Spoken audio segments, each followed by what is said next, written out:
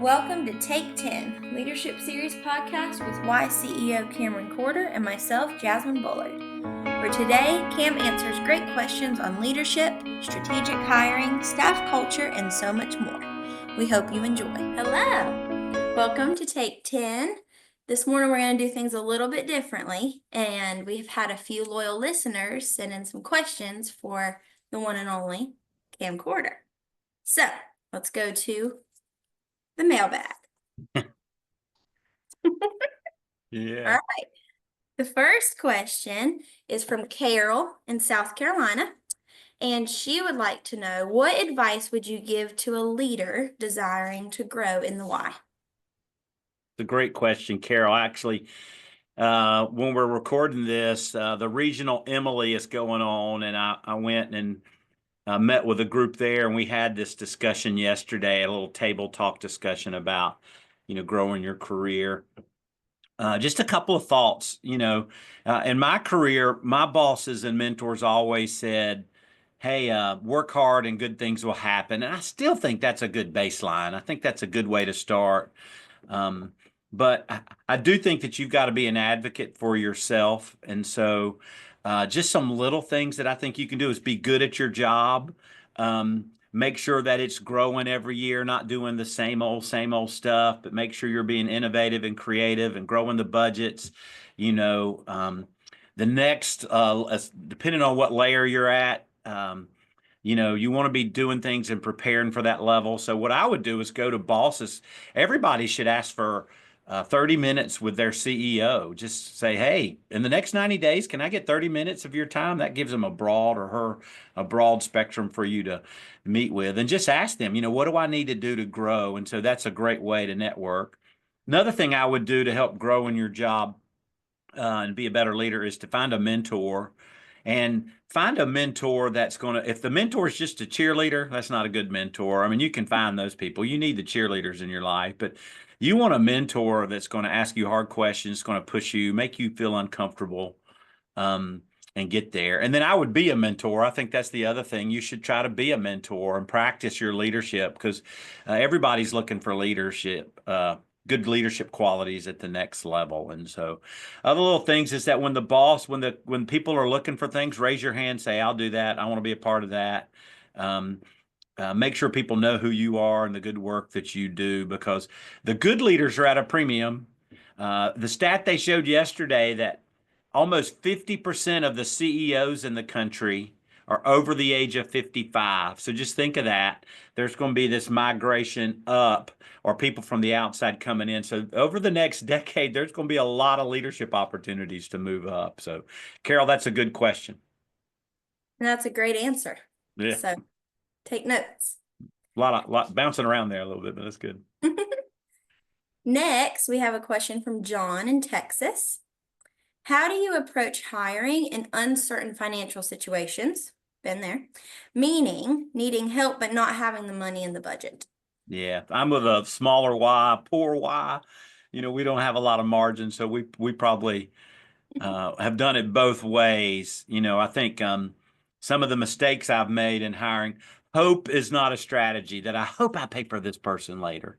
And that's not a good strategy. So if you're trying to pitch a hiring to your bosses, whatever the next layer up is, you ought to have a strategy of how they're going to pay for things.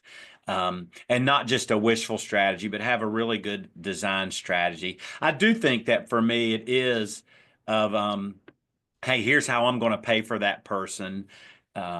Sometimes we've been in, and we're facing it now in our budget. There's maybe a hole that we need to fill, and we're talked about in 2025 of I need that branch to hit a certain number before we can pull the trigger on that position. And so that's getting the money first.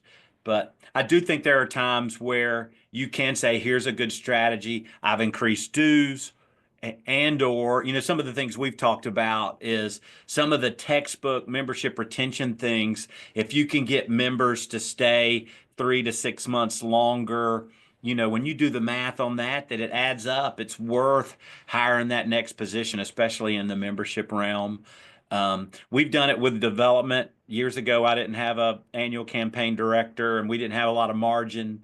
But that person paid for themselves because we increased our giving, but we had a plan going into it. So I think that's just it. Have a plan, and it's got to be more than, I hope it works. I hope it works. Because what you don't want to do is you don't want to come back 8 months later and have to eliminate the position, and somebody's left a job, came to you, and last one in is first one out. That's not fair to the person. So that's for John in Texas. Great. That's great. We've got one from Jennifer in North Carolina. How do you balance a strong culture and the demands of rapid growth? Man, I think culture is everything, and there are a few whys. There are a few whys that are experiencing just rapid growth. They're going up, and I think as the leader, as the CEO of an organization, and my wife's been there at sometimes, you need to fight for your culture. I mean, that's got to be number one. If you're all about numbers, and you're in such rapid growth that all you do is celebrate the numbers, and you forget the culture that got you going toward this rapid growth, you're going to plateau, and then you're going to tail down. And so Jennifer, what I would do in this, you've got to push people and challenge people. You want people to grow. You want to take advantage of maybe an opportunity that's going on and the things that are creating that growth. But I would stay very true to your core values, meaning I think the leadership team ought to be talking all the time about what's at our core, what are our values, what are we about, and making sure that we're focused on that. And as the CEO of that organization, I think that they ought to be fighting for it. And when they see rapid growth, but they see people, what you've got to fight is oftentimes when you have rapid growth, you burn people out. You just churn them because you're all about, hey, I need more members, more kids in camp. I need, more kids in soccer, whatever it's going. We need to raise more money. And you're just driving people. And that's great when it's going up. As soon as it levels off a little bit and you're still driving, you're gonna burn people out. And so stay true to your core values, stay true to what's got you successful, and fight for it. Just fight for those values. I love that, Cam. That's a great answer. Fight for your culture. Yeah. Finally, from Mark in Virginia, how do you build a culture where staff feel heard and valued, and the why? I think people here, if you're listening to this, put it in the chat. I'd love to hear what your comments are, people in the chat, to feel heard and valued. Let me think from my perspective. I think that I've got to be out of my office as much as possible. COVID gave me some bad habits. I'm probably in it a little bit too much.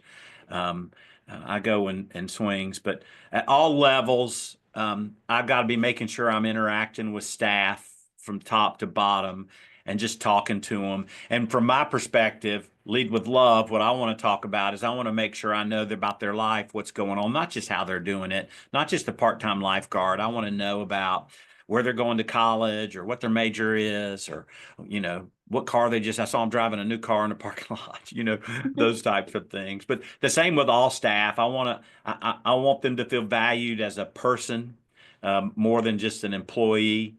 And so, but I think as an organization, you've got to find ways to sit down with people one-on-one, sit down with people in small groups. I think you got to spend a lot of time surveying, doing staff satisfaction surveys, letting people evaluate, 360 evaluations.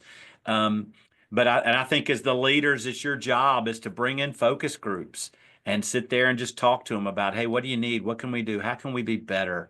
And even when somebody says something, you go, God, they're crazy. They don't know what they're talking about, or whatever you think they are, Leaning. I think you got to give it some value. I don't think you just put this over here onto the side or push it to the trash can because you heard some random comment. I think everything sticks to the wall, and you've got to take a little bit of rationality to it and say, how am I going to address that? But you just hope that people feel valued and heard and where they're at. But know that we're not going to make everybody happy either, Jazz. I mean, as leaders, some people are going to be upset, especially some of the lower performers where you've got to, hey, I've heard you, but here's what you need to hear me. I need you to improve, kind of thing. But that's another thing for leadership that we ought to work really hard to make sure that we value our employees and somehow we're giving them opportunities to share where they're at. What about you? I hadn't prepped you. I mean, you brought me the questions, but just in the last minute, how do you feel like employees need to be valued or heard? I know. I was thinking, I think that you do that really well when it comes to asking questions and remembering the answer. The little things, it's not just how are you today, but giving the space for me to respond honestly. And I think that you've built that culture at the Y, and it's transcended into my life outside of the Y. Because I, as a young staff, from the first time I sat down with Cam as CEO at my interview, he remembered a lot of the things that I said there, and that transformed my experience there because I felt like he saw me as a person and it developed me. And then my leaders in every stage did that for me. And then I felt like I could do that for my people. And Because you when did a people great feel job. like you know them in a real way, then you're Yeah. going to perform. When you grow your people, then you grow your numbers. Yeah, that's exactly right. That's that's the tattoo for the day, people. But you were I was great at think that. You were great at that with your team.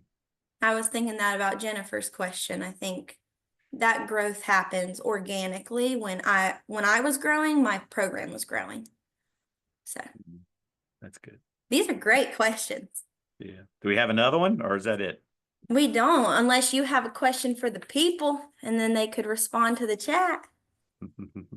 We really do want to foster conversation here. And so if you ever have questions or, you think of someone who should be interviewed, comment below or email Cam and we can get that set up so that we can serve you as loyal listeners.